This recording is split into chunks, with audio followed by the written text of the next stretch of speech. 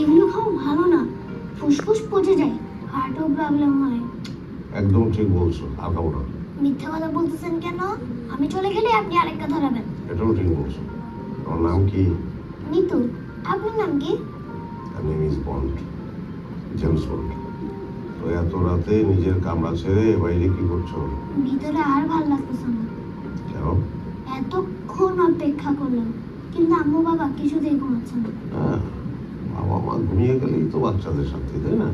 আমার মা খুবই ঝগড়া, সব কিছুতে খালি বকা দেয়। আর বাবা কোনো কথাই শুনে না, কি করতে হবে কি করতে হবে না সব তার মন মতো ভালো লাগে। কিন্তু আজকে বাবার মেজাজ একটু বেশি খারাপ, কারণ বাবা আজকে আম্মুকে সাথে আনতে চান নাই। এই প্রথম বাবাকে আম্মুর কথা মতো কাজ করতে হচ্ছে। তোমার এই জামার রংটা কি তোমার বাবা পছন্দ করে দিয়েছে?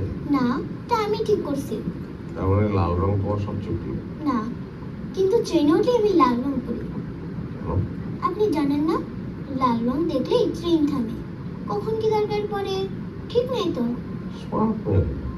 এখন যেহেতু ট্রেন থামানোর প্রয়োজন পড়ছে না, বাইরে ঘোরাঘুরি না করে তোমার কামরায় চলে যাও। আমি আমার বাবার কথা শুনি না, আর আপনার কথা শুনবো?